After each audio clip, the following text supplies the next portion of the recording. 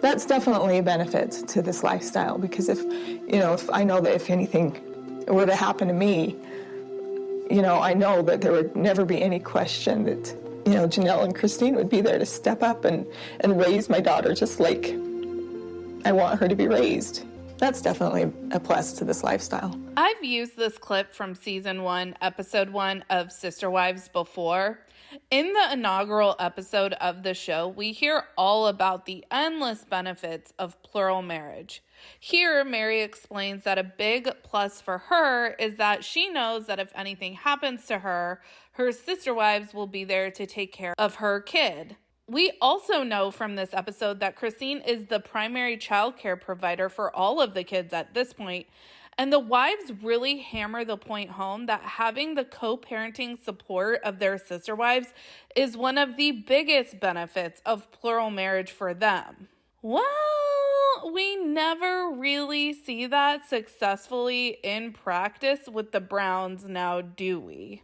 As a matter of fact, we don't see a lot of the supposed benefits of plural marriage executed successfully ever with this family. This is really where the family unit was the most cohesive and where the kids really were the most unified as siblings. Unfortunately, as the relationships between the sister wives deteriorate, it seems like that has a direct impact on the kids. And by the end of season 17, we see that there really is an us versus them mentality between Robyn's kids and the rest of the kids. The kids have been pitted against each other, and it is devastating to see. Let's get into today's video.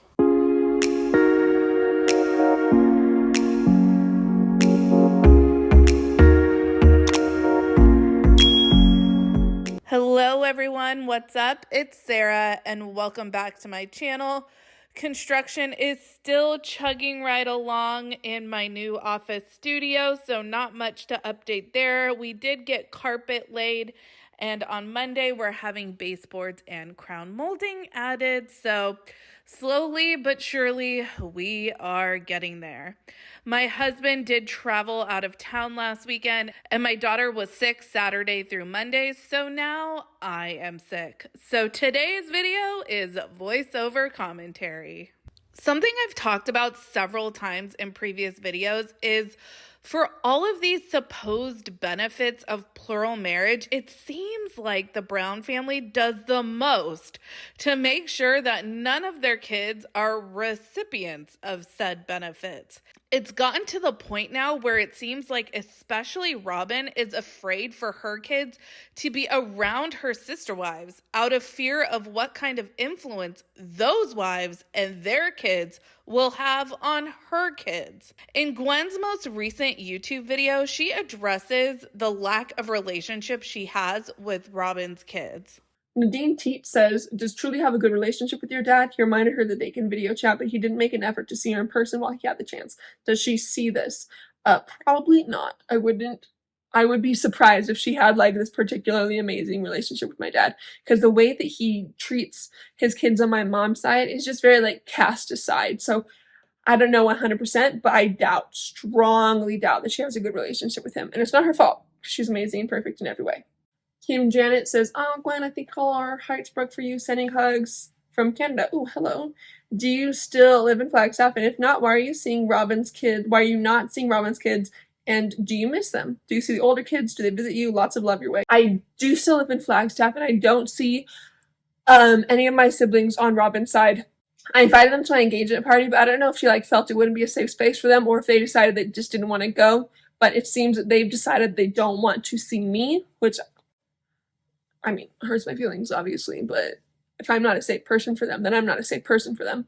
I do miss them completely, so much. I see all of the older kids every time that they're in town. We'll visit. But yeah, the rest of us talk completely fine, and the rest of us visit, so. Gwen mentions a couple things here that I found interesting. First, she refers to herself and her siblings that aren't Robyn's kids as having been cast aside by her dad. As a human with feelings, that just absolutely rips my heart out hearing that. These kids speak so matter-of-factly of their dad's abandonment and his blatant favoritism of some of their siblings. And it just really freaking sucks.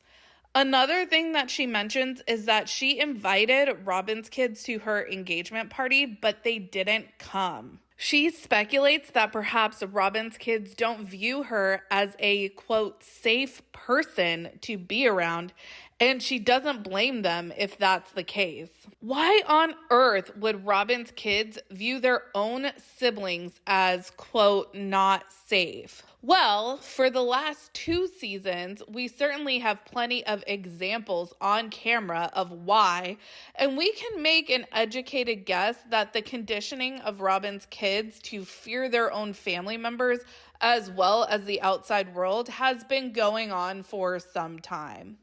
Let's go back to season 16, where Robyn gets real sus about letting specifically Saul and Ari interact with their siblings. During our birthday week in April, Christine came over with her girls, and it was really, really difficult for Saul and Ari and Truly to not hug and not play. I need others, the older kids and parents, and I think they will, but like that would help. So I'm not having to chase her and be the bad guy every single time going, okay, give space, because I hate doing that. Now, this scene immediately precedes that 3 fire pit barbecue that they have at Coyote Pass. The one that Hunter attended.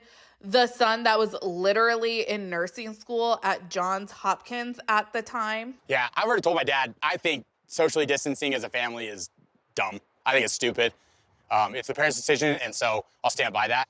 But I don't know when the next time I'll be home is, so just trying to enjoy the time I have with them. Honestly, I really feel so bad for Janelle. Imagine having a kid that is literally studying at one of the most prestigious medical schools in the country, who is probably relaying to you how to go about life the most safely.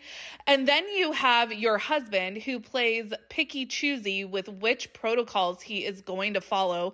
And the ones he chooses seems to be the ones that keep the majority of his family away from him. Imagine having the benefit of having someone with literal medical knowledge in your family and still thinking that you know better. I cannot. Robyn talks many times about how hard it is to keep Saul and Ari away from their siblings. And I'm just sitting here thinking, well, y'all could be isolating together in the McMansion, or really just realize that if Kody is going from home to home unmasked and you're bringing a nanny into your house, you are risking exposure anyways. So preventing your children from socializing with their siblings just seems like an unnecessarily cruel move meant to sow strife within the family. All I'm saying is that if your kid that is in literal medical school thinks your protocols are a tad odd or without substantiating merit, that should tell you something. Then there's the whole awkward goodbye of it all, which is actually the episode Gwen is reacting to in her latest YouTube video. In this screenshot alone, you see the literal pitting against the siblings of Robyn's kids versus all of the other kids. It's tragic. We saw during season 16, Robyn sitting her kids down to tell them about how the other moms and kids just didn't care enough about them to spend Thanksgiving with them, which was such a gross distortion of the truth. Then we see during the knife and the kidney confrontation in Robyn's couch interview, she turns Christine stating she needed space from her as meaning she had no intention of having a relationship with Robyn's kids. Again, another gross distortion of the truth, which I'm sure Robyn relayed to her kids. Robyn's kids have been made to feel like they don't matter to the rest of the family, and Christine notices that when there is very clearly a divide at the worst goodbye. Everybody's really angry, and it just seemed like Robyn's kids were angry too. That was the hardest part, is that her kids are angry too. Robyn goes on to say her kids weren't mad, but by the looks on their faces, it's pretty clear they are straight up not having a good time. So one of the benefits of polygamy that has been sold to us is that you have so many siblings, you always have people there for you. But not only are the kids not unified despite their best efforts, it seems like Robyn actually weaponizes her kids against the rest of the family. This is very disappointing, not only for all of the other kids that are missing out on having relationships with some of their siblings, but especially for Robyn's kids. These kids are being held back from reaching their full potential when the job of a parent should be to help your kids thrive. An independent mind is a dangerous thing to Robyn and Kody. Imagine the state of terror that Robyn's kids are constantly in. The outside world is a dangerous place, and your place of favor with your dad is entirely conditional and can be ripped out from under you at any moment. These kids have no stability. As always, let me know your thoughts down in the comments. Make sure you like this video, subscribe to my channel, follow me on Instagram and Twitter at realiteasquad, and I will catch you guys on the next video. Take care. Have a good one. Much love.